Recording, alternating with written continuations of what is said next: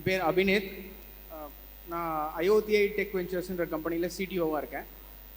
Space great electronics அது டெவலப்மெண்ட்லேயும், அதே மாதிரி space grade solutions, for example இல்லை கியூப்சாட் ப்ராஜெக்ட்ஸ் எப்படி ஒர்க் பண்ணி கொடுக்கணும், என்னென்ன எலக்ட்ரானிக்ஸ் தேவையாக இருக்கும், என்னென்ன சாஃப்ட்வேர் சிஸ்டம்ஸ் தேவையாக இருக்கும், ஏஐ எப்படி யூஸ் பண்ணலாம், அதில் ஐஓடி சிஸ்டம்ஸ் எப்படி அதில் எனேபிள் பண்ணலான்றத பற்றி எங்கள் கம்பெனி ஒர்க் பண்ணுறோம் நாங்கள். So Abhineet, you are doing a lot of research in space weather. First, space weather ku global weather ku enna difference? சரி, எனக்கு வந்து 6th ஸ்டாண்டர்ட்லேருந்தே வந்து ஆஸ்ட்ரோஃபிசிக்ஸ்னு ஒரு டொமைன் இருக்குன்றது ரொம்ப இன்ட்ரெஸ்ட் வச்சு நான் அதில் கொஞ்சம் நிறைய படிக்க ஆரம்பித்து நிறைய ஒர்க் பண்ண ஆரம்பித்தேன். ஸோ ஃபிசிக்ஸில் வந்து ஒரு ஃபண்டமெண்டலான விஷயம் என்னென்னா, நமக்கு பூமியில் இருக்கும் போது நமக்கு அட்மாஸ்பியர்னு ஒன்று இருக்குது. ஸோ அட்மாஸ்பியர் வந்து நிறைய லெவலில் கிளாஸிஃபை பண்ணுவாங்க. தெர்மோஸ்பியர், ஐனோஸ்பியர் அப்படின்னு சொல்லிட்டு ஒரு லெவல் இருக்குது. நமக்கு வந்து அட்மாஸ்பியரில் வந்து மெயினாக இருக்கிற ஒரு காம்பனண்ட் என்னென்னா, அந்த நம்ம கிட்ட இருக்கிற global magnetic field. So north pole to south pole போகிற மேக்னெட்டிக் ஃபீல்டு வந்து நம்ம எர்த்தை நோக்கி வர காஸ்மிக் ரேஸை வந்து டைவர்ஜ் பண்ணி விட்டுரும். ஸோ நமக்கு வந்து இந்த ரூம், அதாவது 4000 ஸ்கொயர் ஃபீட் ரூமில் வந்து சேஃபாக இருக்கும். ஏன்னா நமக்கு ஃபேன் இருக்குது, ஏசி இருக்குது, அதனால் கம்ஃபர்டபுளாக இருக்கும்ன்ட்டு. பட் இதே ரூமை வந்து நம்ம ஸ்பேஸில் கட்டினோன்னா இந்நேரத்துக்கு நம்ம எல்லாரும் தந்தூரி சிக்கன் மாதிரி வந்திருப்போம். ஸோ அந்த மாதிரி இருக்கிற ஒரு அட்மாஸ்பியர் வந்து நமக்கு ஸ்பேஸில் இருக்குது.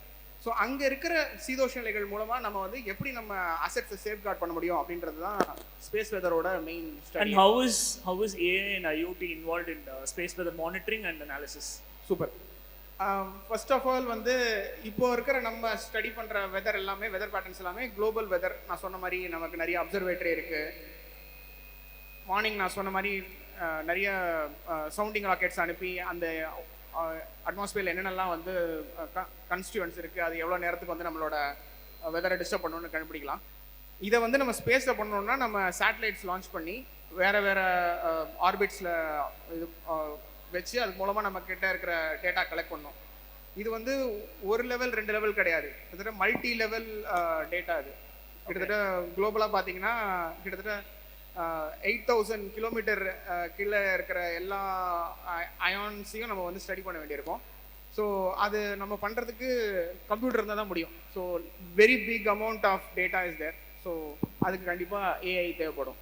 Okay, thank you so much. Opportunities in IoT, future opportunities. 2 minutes. நம்ம இருக்கிற இடத்துலையே வந்து நிறைய ஆப்பர்ச்சுனிட்டிஸ் இருக்குன்னு தான் நான் பார்க்குறேன். ஏன்னா எலக்ட்ரானிக்ஸ்ன்றது பார்த்துறது வந்து நம்ம சவுத் இந்தியா, அதாவது மெயினாக பார்த்தீங்கன்னா தமிழ்நாடு, கர்நாடகா, இந்த 2 ரீஜன்லையுமே வந்து நிறைய எலக்ட்ரானிக்ஸ்க்கான இன்வெஸ்ட்மெண்ட்ஸ் நிறைய இருக்குது. நான் ஆசைப்படுறது என்னென்னா, தர்மபுரியிலேருந்து ஃபியூச்சரில் வந்து ஒரு சேட்டலைட் பண்ணி கொடுப்பாங்க, இல்லை அந்த சேட்டலைட் டெவலப்மெண்ட்டுக்கான ப்ராஜெக்ட்ஸில் வந்து ஸ்டூடெண்ட்ஸ் இன்வால்வ் ஆவாங்கன்ற எனக்கு ஆசை இருக்குது. There is a lot of opportunities here. Definitely.